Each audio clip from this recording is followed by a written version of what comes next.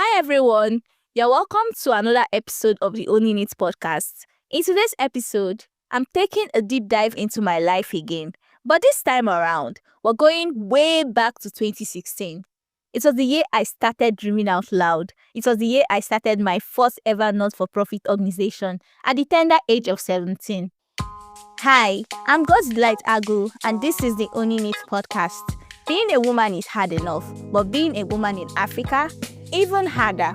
You're expected to be a good daughter, a good wife, a good mother, and still slay in your career. There are expectations from everywhere: family, friends, culture, society, religion, the list goes on. And every day we face challenges: physical, emotional, financial, and even professional. Sometimes you stop and wonder, is all of this even worth it? Owning It is a podcast where African women tell unfiltered stories of resilience, healing, and truth in their own words. We're here to help women own their stories, the good, the bad, and the ugly. As a storyteller and lover of stories myself, I'll be inviting some of my female friends and women I deeply admire. Together, we'll laugh, cry, unlearn, and grow as they share the battles they fought, the boldness it took to become who they are. If you've ever felt unseen, unheard, or unworthy, this space is for you. New episodes drop every Wednesday, so be sure to subscribe and join the conversation every week. Like Michelle Obama once said, your story is what you have, what you always have. It is something to own. So let's own it together. Welcome to the Owning It podcast.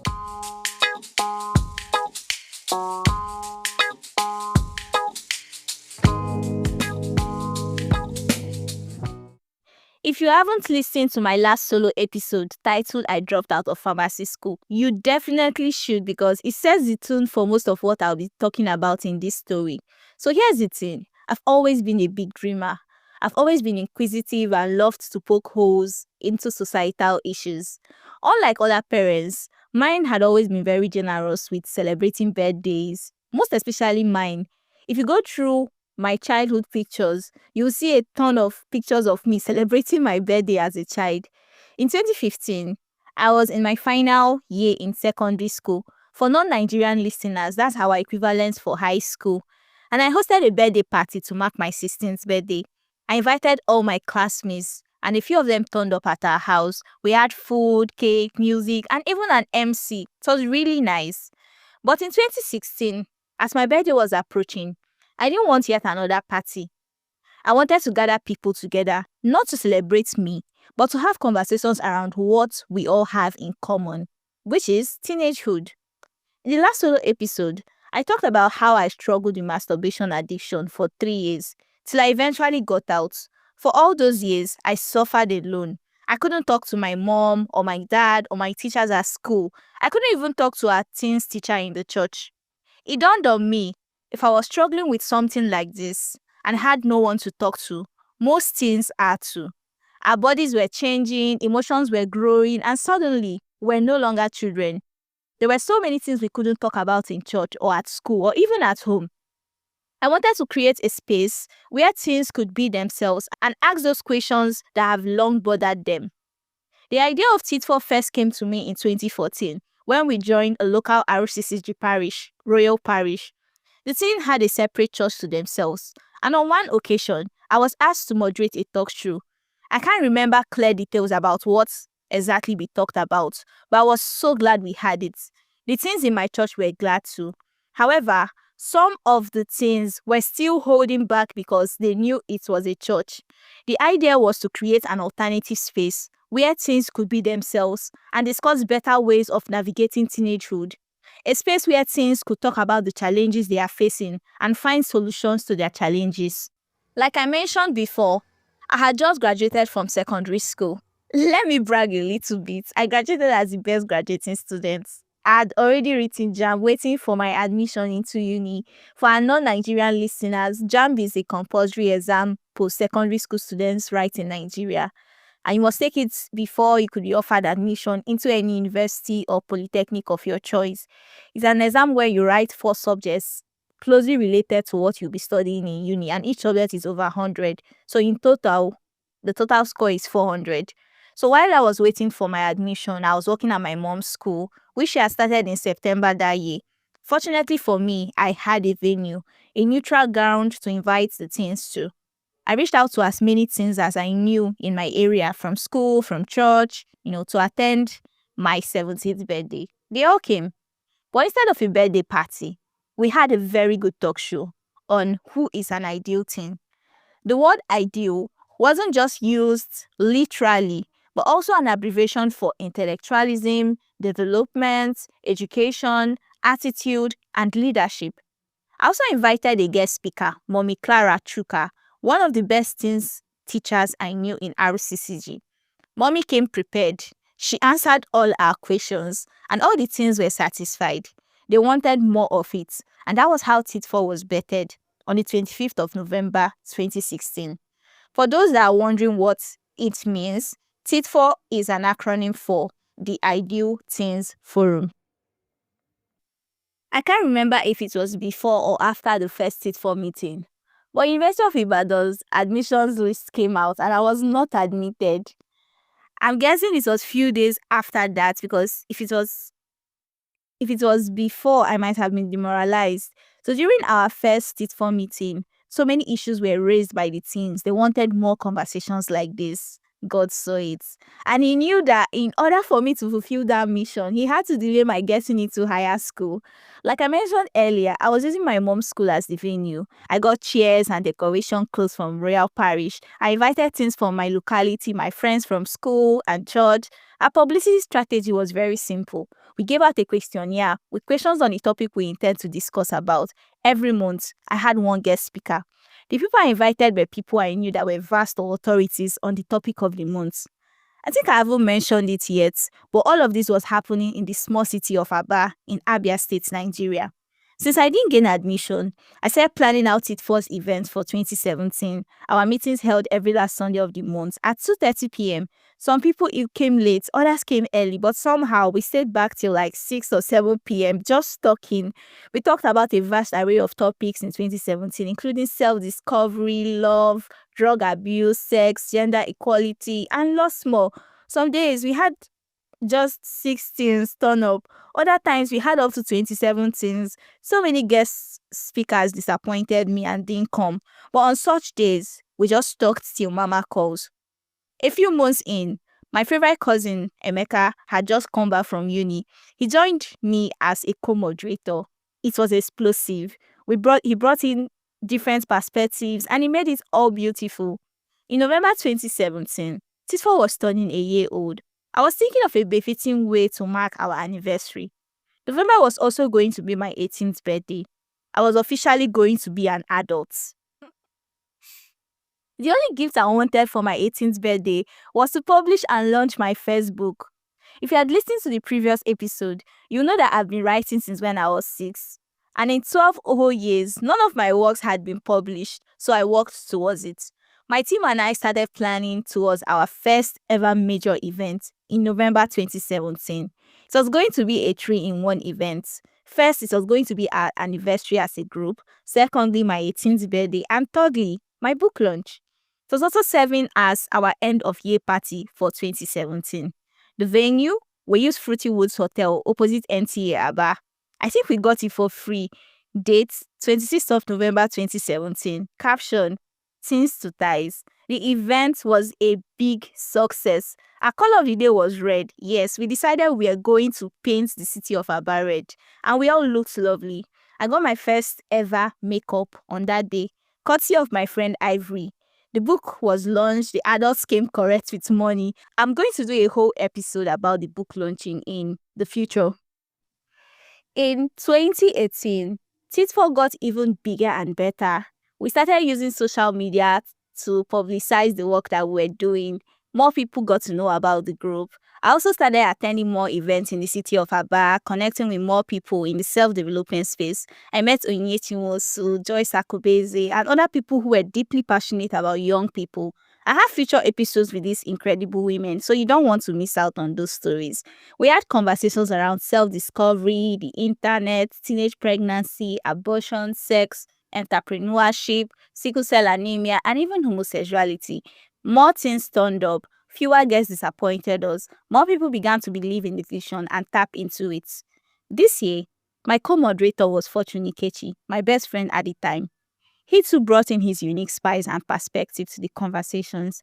At that time, my first co-moderator and cousin Emeka had gone to school in Umuahia, so he wasn't fully involved anymore. In 2018, mutation dream came. God started explaining something I learned in biology to me better, something my teachers hadn't explained so well. Mutation is a concept under genetics and simply means a sudden change in the DNA. He started explaining the structure of a DNA to me, including the base pairs, guanine, cytosine, thymine, and adenine. He wanted me to teach teens how to make ICANN a strand of our DNA. He told me it was going to be a teens conference and I should plan for over 100 attendees. I was wondering, how do we attract over 100 teens in Aba? None of our regular monthly meetings has exceeded 30 people. Then he told me, plan events every 2 months leading up to mutation in order to create a buzz. That was how we had Operation Feed a Child in May and Lift Field Battle auditions in July 2018. Operation Feed a Child was an outreach to over 100 street beggars in the city of Aba. It was a huge success and so talked about. Lift Field Battle was a poetry and rap contest for teens with money prized. These 2 events made more people know about the group. Mid-2018, Onyechinwosu had invited me and Joy Obioma to Enyimba Reading Festival. There, I met Mr. Prince Orakpa and his friend. Unknown to me, Mr. Prince had been following the work of TITFOR and was looking forward to finally meeting the young girl behind the vision. After Joy and I had finished our poetry piece, Mr. Prince signaled for us. We met with him outside and right on the spot, he sent 20k to my mom's account and asked me to get a smartphone. With a new smartphone, I became even more active on social media. Whenever I say social media, it actually just meant Facebook at that time. That's what most of us used. So by November, we hosted Mutation 18, making ICANN a strand of our DNA, which focused fully on the ICANN mindset. We had guest speakers from as far as Lagos and Kogi State. It was a huge success. The conference was held in Abia State Polytechnic for 2 days on the 17th and 18th of November. Even though I gained admission in 2018 and moved to Port Harcourt for school, Mutation 19 still held in the city of Aba. That year, God was ministering money to me. He told me to teach teens several ways to make money and become young millionaires. We had sessions on tech and even conventional skills and starting a business. This time, some guests came in from Port Harcourt and beyond. It was held on the 23rd of November 2019. But in 2020, COVID shut down the world and no event was held. Running TITFOR for 2 years and hosting Mutation 18 and 19 shaped me in so many ways. It showed me that it was very possible to change the world from a small place. It taught me that all my dreams are very achievable and with the right planning and strategy. It taught me that it's very easy to become successful in life and that the top has room for more people. I moved from just being a regular girl who entered a room unidentified to one who was specially invited for events and recognized at events. In those 3 years, I had lots of no's. TITFOR taught me that no doesn't kill anybody. In short, the more I hear no, the harder I work towards proving to you that it's possible. TITFOR taught me how to build a community from scratch and gather people together. It taught me public speaking and how to execute and manage a project with little or no money. It taught me how to manage people and structure programs. It taught me that showing up consistently will make people trust you. It taught me the power of owning my stories, clarity, and acting boldly. TITFOR taught me how to multitask effectively. Between 2016 and 2018, I was a teacher at my mom's school. I was also writing JAM to get into uni. And then there was TITFOR and all our programs. In 2019, I was a 100-level pharmacy student, struggling to get a high GP, clear all my papers, while also planning Mutation 19. Those 3 years shaped the adult I now am, who doesn't give up easily or take no for an answer, the one who is always stepping forward and creating spaces for people to express themselves. After Mutation 19, TITFOR unfortunately had to stop. We couldn't host any mutation events between 2020 and 2024. Within those 4 years, I kept on dreaming, but in different ways. In 2020, I founded Figure 8 Connect, an online community for women aged 18 to 35 to connect, heal, and learn from each other. Our flagship event was an e-conference on WhatsApp tagged Owning It. The community would go on to grow to 250 plus African women. In 2022, I founded School of Digipreneurs, an online community for Africans aged 16 to 30, focused on equipping them with digital skills and transforming them into online entrepreneurs. The community grew from 0 to 200 plus members too. In 2023, I founded the LinkedIn Club, an online community to help young people with knowledge on how to find and hunt for jobs. It was a hub for career development of digital entrepreneurs, 9-to-5ers, and even fresh graduates. Even though I had to shut down all three communities, the principles when I started TITFOR were still applied in one way or the other. My passion for youth development is still stronger than ever before. I have relaunched Mutation with a monthly series here in Lagos, and I someday would enclose all of these ideas into one big umbrella name. Starting TITFOR at 17 had prepared me for bigger stages and bolder dreams, and I'm just getting started. As an adult, there are times I dream of something and think it's impossible. Then I remind myself of the girl I once was. I was the same girl who started the youth movement at 17. I was the same girl who launched my Facebook at 18 with no money. I was the same girl who hosted Mutation 18 at 19, gathered 100 things and several guests with no money and exposure. I was the same girl who successfully hosted Mutation 19 at 20 in Aba, despite living in Port Harcourt and studying pharmacy all year long. If all these younger versions of me could achieve these seemingly insurmountable challenges, what makes this version of me think is impossible?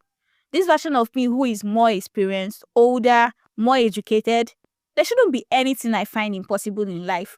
TITFOR built grit in me. It taught me how to work with teams. It taught me how to be resourceful. It helped me develop the confidence to send cold DMs, pitch ideas, host events, and speak on stages. It taught me the art of inviting people without shame, a skill I still use in business and in building my personal brand today. To my 17-year-old self, I want you to know you were brave and I love you so much. Thank you for daring to dream and for doing all the things you did. Thank you for believing in yourself and in the gifts that God gave you. Thank you for letting people's opinions and discouragements not get to you. Thank you for doing it afraid and scrappy. Thank you for not waiting for the perfect time or when you have all the money in the world. Thank you for not allowing any relationship or friends distract you from your goals. 25-year-old Delight is extremely proud of you. If you're a 17-year-old listening, or maybe you're younger, maybe you're even older, I want you to know that if you have a dream, please do it now. It's easier to pursue your dreams when you are younger without any expectations from family. It's easier to fulfill your vision when you're not worried about where your next meal will come from or how you're going to parent. When you're young and you have a vision, people will be amazed and support you. The older you get, the more scared you become in life. Naivety is such a superpower. Use it to your advantage. The more you know that most things are not going to work out and you get scared of even trying at all. So don't wait. Just start now. Will people laugh at your ideas? Absolutely. Will you lose friends in the process? Hell yes. Will people not take you seriously because you are too young? Of course. But your vision should be what keeps you up at night. So, that's the story of how I started a youth movement at 17 called TITFOR. My name is God's Delight Agu, fondly called Buki. This is my story and I'm owning it. See you in the next episode of the Owning It podcast. Bye for now.